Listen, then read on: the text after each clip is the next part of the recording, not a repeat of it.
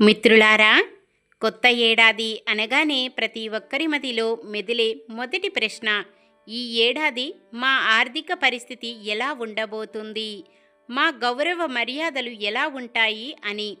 జ్యోతిష్య శాస్త్ర ప్రకారం ఉగాది రోజున నిర్ణయించబడే కందాయ ఫలాలు మనకు ఈ దిశ నిర్దేశం చేస్తాయి.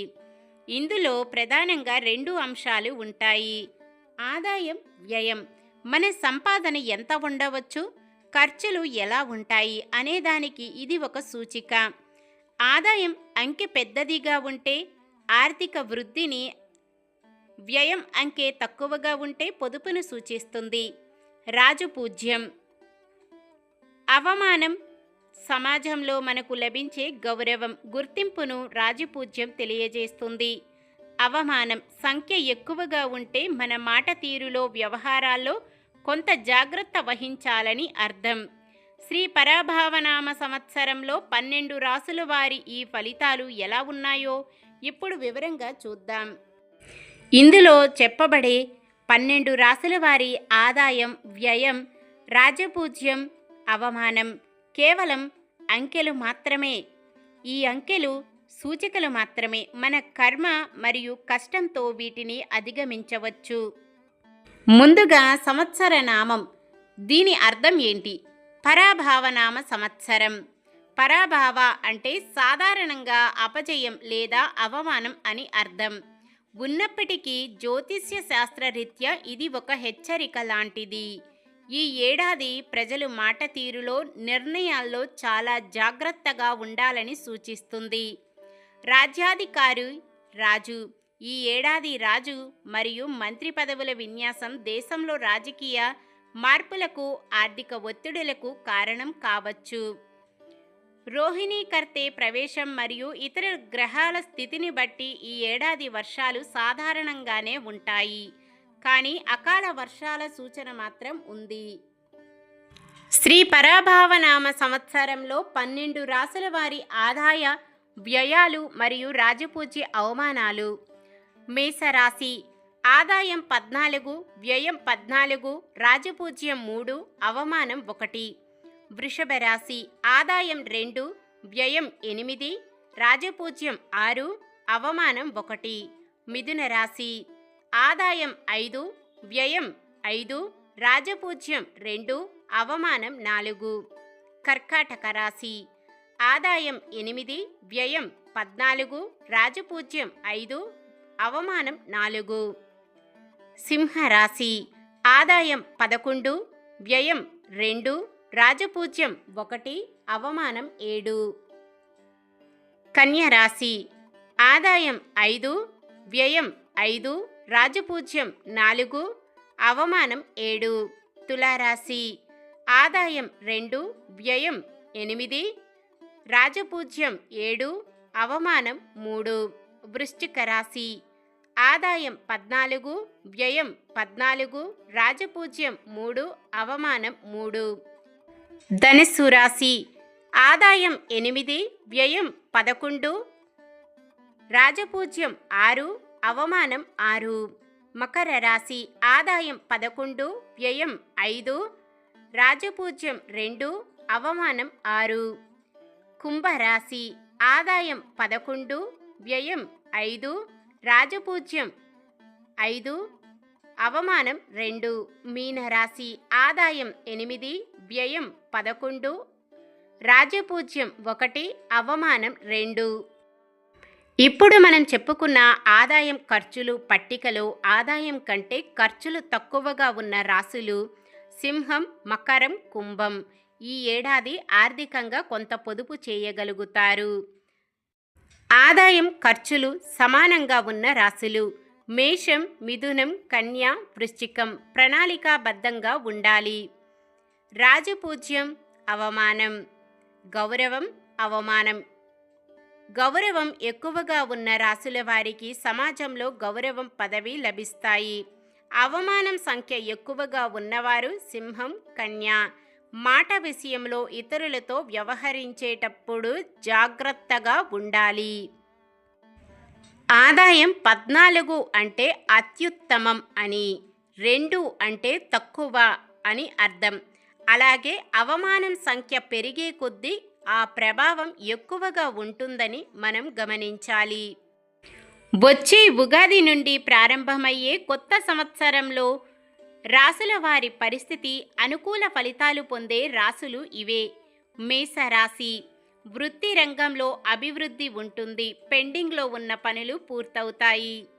మిథున రాశి, వీరికి గురుబలం తోడై ఆర్థికంగా పురోగతి కనిపిస్తుంది. శుభకార్యాలు జరుగుతాయి. తులారాశి, సామాజికంగా గౌరవ మర్యాదలు పెరుగుతాయి. కొత్త వ్యాపారాలు లాభిస్తాయి. ధనుస్సు రాశి, విదేశీ ప్రయాణాలు లేదా ఉన్నత విద్య కోసం చేసే ప్రయత్నాలు సఫలమవుతాయి. ఇవి అధిక ఫలాలున్న రాశులు. ఇప్పుడు మధ్యస్థ ఫలితాలు ఉన్న రాశులు. వృషభ రాశి, శ్రమకు తగ్గ ఫలితం ఉంటుంది. ఖర్చుల విషయంలో నియంత్రణ అవసరం.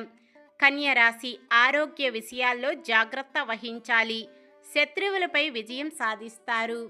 మకర రాశి, ఏళ్నాటి శని ప్రభావం తగ్గుతున్నందున కొంత ఉపశమనం లభిస్తుంది. కుంభరాశి, మిశ్రమ ఫలితాలు ఉంటాయి. వృత్తిలో ఒత్తిడి ఉన్న ఆర్థికంగా పర్వాలేదు అనిపిస్తుంది. జాగ్రత్తగా ఉండాల్సిన రాశులు. కర్కాటకం, మానసిక ఆందోళనలు ఉండవచ్చు. పనుల్లో ఆటంకాలు ఎదురైనా పట్టుదల వదలకూడదు. సింహరాశి, భాగస్వామ్య వ్యాపారాల్లో వివాదాలకు దూరంగా ఉండాలి. వృశ్చిక రాశి, అర్ధాష్టమ శని ప్రభావం వల్ల చిన్నపాటి ఆరోగ్య సమస్యలు లేదా ప్రయాణాల్లో ఇబ్బందులు రావచ్చు. మీనరాశి, ఏళ్నాటి శని తీవ్రత ఎక్కువగా ఉండే అవకాశం ఉంటుంది. కాబట్టి నిర్ణయాలు తీసుకునేటప్పుడు పెద్దల సలహాలు తప్పనిసరి తీసుకోవాలి. ఏ రాశి వారు ఏ దైవాన్ని పూజిస్తే మంచిది? మేషరాశి వారు సుబ్రహ్మణ్య స్వామిని పూజించి సుబ్రహ్మణ్య అష్టకం లేదా కవచం పఠించడం శ్రేయస్కరం. వృషభ రాశి, మహాలక్ష్మీదేవి శుక్రవారం రోజున లలిత సహస్రనామ పారాయణం చేయడం మంచిది. మిథున రాశి, మహావిష్ణువు విష్ణు సహస్రనామ పారాయణం వల్ల ఆర్థిక ఇబ్బందులు తొలగుతాయి. కర్కాటక రాశి, గౌరీదేవి శివుడు సోమవారం శివాభిషేకం చేయడం వల్ల మానసిక ప్రశాంతత లభిస్తుంది. సింహరాశి, సూర్యభగవానుడు ప్రతిరోజు ఆదిత్య హృదయం పఠించడం వల్ల కీర్తి ప్రతిష్టలు పెరుగుతాయి. కన్యరాశి, శ్రీ వెంకటేశ్వర స్వామిని పూజించడం మంచిది. శనివారం గోవింద నామాలు చదువుకోవడం వల్ల పనులు విజయవంతమవుతాయి. తులారాశి, దుర్గాదేవిని పూజించాలి. దేవి ఖడ్గమాల స్తోత్రం లేదా అష్టోత్తరం పఠించడం శుభప్రదం. వృశ్చిక రాశి, హనుమంతుడిని పూజించడం మంచిది. అర్ధాష్టమ శని ప్రభావం తగ్గడానికి హనుమాన్ చాలీసా పఠించాలి. ధనుస్సు రాశి, దక్షిణామూర్తిని పూజించాలి. దత్తాత్రేయ గురువారం గురుచరిత్ర పారాయణం లేదా దక్షిణామూర్తి స్తోత్రం మంచిది. మకర రాశి వారు శనీశ్వరుడిని పూజించాలి లేదా అయ్యప్పని. ఏళ్నాటి శని ప్రభావం తగ్గేందుకు శనివారం నువ్వుల నూనెతో దీపారాధన చేయాలి. కుంభరాశి, శివుడిని నిత్యం పూజించుకుంటూ ఓం నమః శివాయ అనే మంత్రాన్ని జపించడం వల్ల ఒత్తిడి తగ్గుతుంది. మీనరాశి, నరసింహస్వామిని పూజించాలి. ఏళ్నాటి శని తీవ్రత దృష్ట్యా నరసింహ కరావలంబ స్తోత్రం పఠించాలి. మీ రాశి ఏదో తెలియదా? ఇది అందరికీ సాధారణ పరిహారాలు, ఎవరైనా చేయవచ్చు. ఉగాది రోజున ఇష్టదైవ దర్శనం మరియు ఉగాది పచ్చడి సేవనం తప్పనిసరి. దానాలు, మీకు శక్తి మేరకు పేదలకు అన్నదానం లేదా వస్త్రదానం చేయడం వల్ల దోష నివారణ జరుగుతుంది. పంచాంగ శ్రవణం, ఉగాది నాడు పంచాంగ శ్రవణం చేయడం వల్ల గంగా స్నానం చేసినంత ఫలితం లభిస్తుందని మన పురాణాలు చెబుతున్నాయి. మిత్రులారా, చూసారుగా పరాభావనామ సంవత్సర రాశిఫలాల విశేషాలు. ఏ రాశివారు ఏ దైవాన్ని పూజించాలి అని. గ్రహగతులు ఎలా ఉన్నా, ఆదాయ వ్యయాలు ఎలా ఉన్నా ధైర్యే సాహసే లక్ష్మి అన్నారు పెద్దలు. ఉగాది పచ్చడి మనకు నేర్పే పాఠం కూడా అదే.